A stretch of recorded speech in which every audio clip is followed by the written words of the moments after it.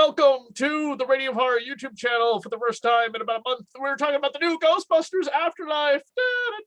Oh no, I can't do the theme song, so I'm probably going to get kicked off YouTube. Joining me to talk about Ghostbusters Afterlife, the first Ghostbuster continuity film in years, is Katie the Blonde in Front of Fear. And we both saw it. I just saw it. She saw it a few days ago. So we have a massive excitement for this amazing movie by Jason Reitman, son of Ivan Reitman, the original director.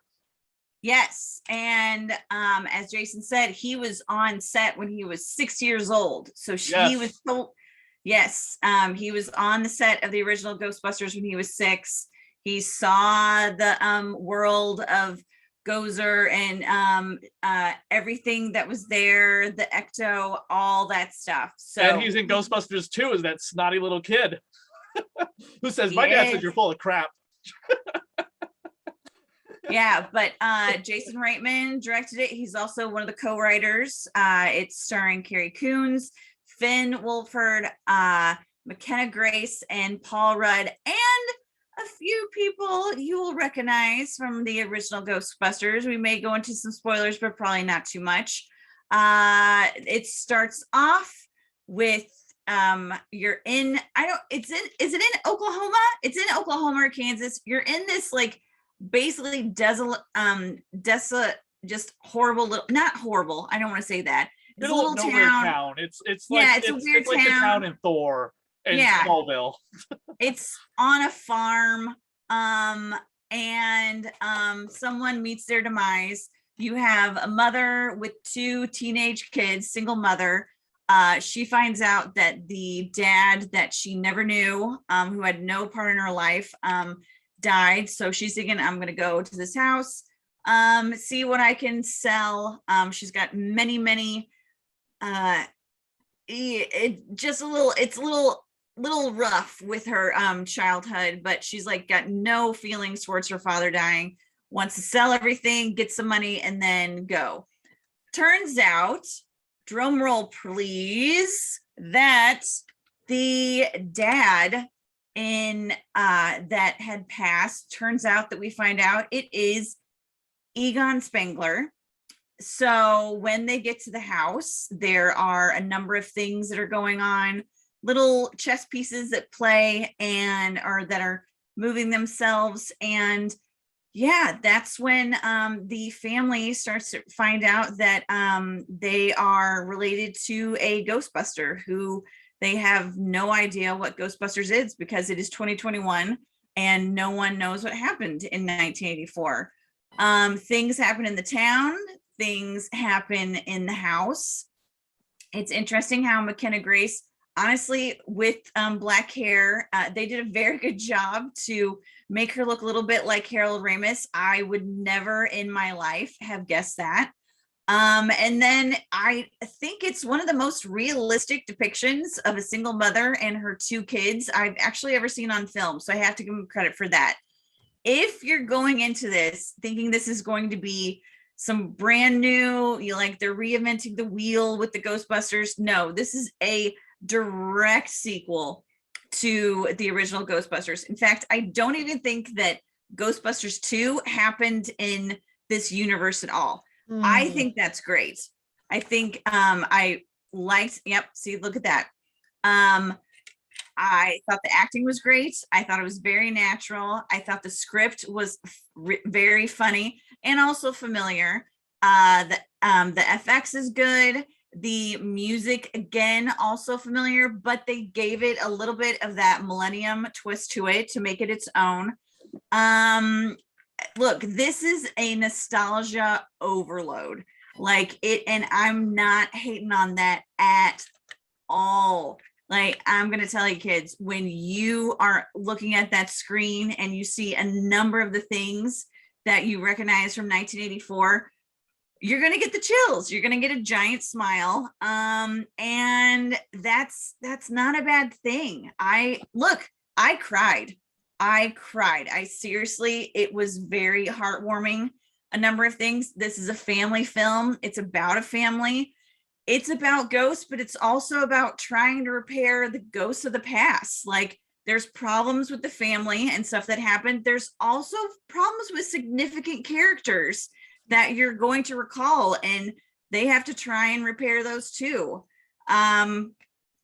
I loved it. I mean, honestly, does it have issues? Yes. There's a couple things. We'll get into that, I think, pretty soon, but everything works out. I do recommend, well, and Chris, you got to stay to the end. You got to stay to those end credits all the way through. I definitely think that there's a possibility for a sequel that could be, pretty decent. I wish, since there are a number of cameos, some that you're not even going to expect, some you probably would expect. I just wish, since they had some of those cameos, I wish they just would have had, just one or two more. I think, again, we'll get into that when we get into the spoilers. But yeah, if you love Ghostbusters, if you want to take your kids, if you're worried, if your kids won't get it, if you let your kids watch Ghostbusters, believe me, you're not going to have, this isn't really a spoiler, but there's not going to be a ghost like going down on a guy. So if you let your kids watch Ghostbusters, then they'll be fine watching Ghostbusters Afterlife. Yeah. There's people tend to forget that kids still are watching that. I watched that. Did I understand what it meant? I don't think so, but at the same time, it's like, there's one sex scene in this movie, and it's just like in Ghostbusters 2. They start kissing, fall out of frame, and that's it. It's so fast. And then there's cute little puppy dog innuendo because teenagers will be teenagers, and it's totally harmless and totally fine. Just think about, the humor in Ghostbusters is toned down a little bit more. I don't know. Was this rated PG or PG-13? I don't know. I would guess PG because I don't know. Well, I mean, maybe some words with PG-13, but I can't think. One thing I do like too, they say shit in the movie. And they don't call somebody a prehistoric bitch. So true. But they do say shit. They do get away with shit. So I think that might give them PG, but I'm not 100% certain. Something that's nice to see, though, considering this is a film that has teenagers in it, that I wish that even more films that had like adult or young adult people. I'm very happy there's teasing, but there's not bullying. Like, it's like, I'm nice that it's like, okay, people can have healthy relationships, people can have friendships without there being like some sort of like arch nemesis and stuff like that. That was very nice to see, and I'm hoping that more films actually are going forward with that. I mean, yes, bullying does happen, but you don't have to like perpetuate it every single film when there's a teenager. And I thought that was very good. These teenagers, by the way, are so realistic. It's actually crazy. I know a number of kids that are this age. I swear to God, I thought I was seeing them on screen. Like, I mean, the way they act, the way they talk, everything is exactly. So this is exactly how these kids are. So that was great. But these are great child actors. I mean, McKenna Grace she sings the end credit song. Didn't know she could do that. I mean, this kid's been acting. Oh, wait. The one being played after the one we love. Yeah. Oh, that's her? Oh, okay, yeah. It sounds like a much older woman too. And this McKenna Grace is 13? 15. She's actually 15, but she plays 12 in the movie. Okay. Whereas Finn Wolfhard is 15 in the movie. He's actually I think 17 or 18 now. Yeah. Yeah, so, but I mean, they make her look like she's 12. I mean, I believe she was like 12, but she's 15 years old. They put her in big baggy clothes to hide her figure and to give her like this, very kind of like gawky preteen look, which was perfect because I believe she was 12. I mean, live that up for the rest of your life. You're gonna be cast in them teenage roles until you're almost 30. Well, and I mean, this girl is in demand. I mean, between all the things she's done with Netflix, I mean, she's already been starring in films since she was like 5. Like, this girl is like doing, and she's in the in the Warren, the whole Annabelle universe, that whole thing. Right. She's So also the Conjuring universe. she's also young Madison in Malignant. She's in The Handmaid's Tale. She's Oh, yeah. young Captain Marvel, or she's the young Carol Danvers before she becomes in one of the flashback scenes. She's Tanya Harding. She's Emma, one of the characters from Once Upon a Time, which I never watched, but I'm familiar with who the character is. She's been doing this stuff for a while, which is great. So she's got her career ahead of her. Oh, yeah. So are we going to talk about spoilers? Yeah, I mean, we can drop a couple of them. So if you want to tune out of this right now, we're going to drop a couple spoilers. We're not going to get in every single one. I mean, there's not the one thing I will say, there is no spoiler that the original Ghostbusters come back. How they come back, I won't say. But come on, you saw that in the first trailer. Ray picks up the phone. We're closed. I mean, and all we knew from the trailer, this is Egon's family. The how Harold Ramis is portrayed in this, I don't want to give away, but and Annie Potts, she was in the trailer too, not a spoiler. So if you didn't see the trailer, sorry, but I mean, it's pretty common knowledge. You can't walk into Target toy area, by the way, and not see People's original action figures too, by the way. I thought the respect to the late great Harold Ramis, who was an amazing writer, director, actor, producer, and all-around good comedian, and Jesus Christ, I've never heard one bad thing ever said about him and all the people I've ever interviewed. By the way, go read or get the audiobook. Violet Ramis reads the narration on Audible for Ghostbusters' daughter, My Life with My Father, Harold Ramis. And it's a fantastic look at her life growing up with her dad before, talking about how he was born, where he lived, who he was, becoming a Ghostbuster, and afterwards, and everything else that he ever did outside of Ghostbusters.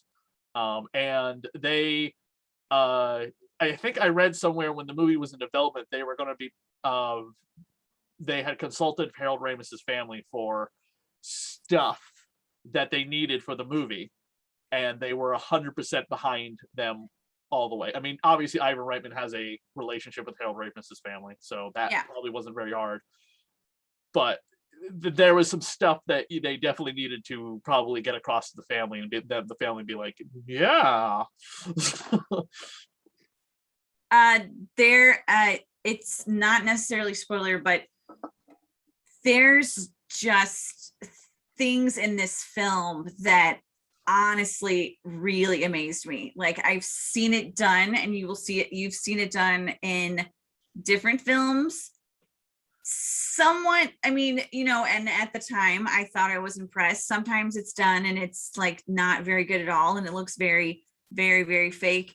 There's a circumstance in this film again that really made me emotional, and it's a little frightening too, how crazy and amazing the magic of movies are. Like, honestly, it's a little daunting with some of the stuff that is in this.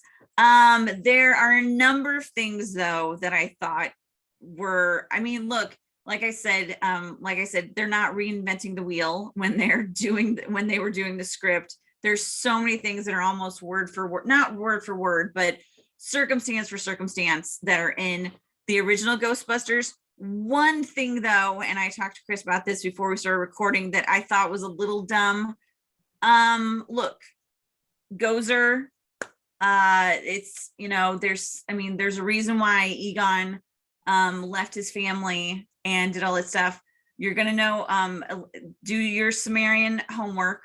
There's some things on that, but there are a couple of things that happen in the original Ghostbusters that they replicated in this one that just made no sense to me. Spoiler, like we said before. So hold on a second, let me confront my Tobin spirit guide about Gozer. Nice. So when in the original Ghostbusters, when Dana Barrett turns into that hellmouth dog, she's a gatekeeper. Terror dog. Terror dog. Is she the gatekeeper? She's the keymaster. She's the gatekeeper. She is the gatekeeper because the joke they're making, and the keymaster is Gotcha. Yes. So she is the gatekeeper. I think anyone who has seen this film, Ghostbusters, we all know what happens. She gets in the chair, she goes in the refrigerator, she comes out, she opens the door. There's a lot of wind in her apartment in New York City, whatever. And there is no Dana. Yeah, are you the yeah, there is no Dana, only Oh my Zool. God, I can't Oh, do what that. a lovely singing voice you have. Can you do So- that? Can you do that? What? There is no Dana, only Zool. Yeah, no, you can't do it. Your voice is too Chicago. Oh, I don't know about that. Who does but the voice? Who is the voice of that? Do you know? no. Is it Frank Welker? Someone said it's Frank Welker, who is best known for the voice of like Fred and Scooby, and he was the voice of, by the way, Slimer on the original Real Ghostbusters cartoon, as well as thousands of other cartoons. Yeah, I do not know. IMDb would probably have that, so that'd be the place to look. But when Dana Barrett, was in her apartment, she's got that flowy dress, and you see that her apartment is a mess, and she's gone through all her clothes, and that's the thing. And she's wearing that dress that, then Venkman's like, okay, yeah, let's get this on. Nope, I can't. No. But in the Afterlife, Carrie Coons, who plays the mom, she is then turned into the gatekeeper. And when she turns and is going to be a terror dog, they actually transfer her into a dress that's somewhat similar to Dana Barrett's dress in the 80s. And to me, that was like, I don't understand that. It didn't make much sense. It didn't happen to somebody else that was transformed. I don't know if it's supposed to be because if it's a sexy thing or something, but again, Oh, Ivan Reitman was the voice of Zool. Oh yeah. Yeah, and he was the sound effects for Slimer. In the cartoon, Frank Welker would do the voice of Slimer, but no, I did remember now hearing Ivan Reitman was they were kind of running out of time, and he was just like, all right, I'm gonna come up with something, and then he did it in the ADR, and they plugged it in afterwards. So, and Yes, I think they did it I don't know, I'll have to check IMDb right now to see who does the voice of Zool in the new film. That's that lovely singing voice. Yes. Lovely So singing that voice. was a little, I thought that was a little too similar to the 84 version that didn't need to happen or make any sense. Look, as Carrie Coon is a gorgeous woman. Like she can wear what she was wearing when she first got the spirit in her, that would have been fine. She looks great. That whole gold lame dress like didn't make much sense, and that was kind of a little too much for me. I love the cameos. There's so many cameos that there's going to be ones that you expect, and then there are some that it's like, what? I was not looking. I did not think that was going to happen.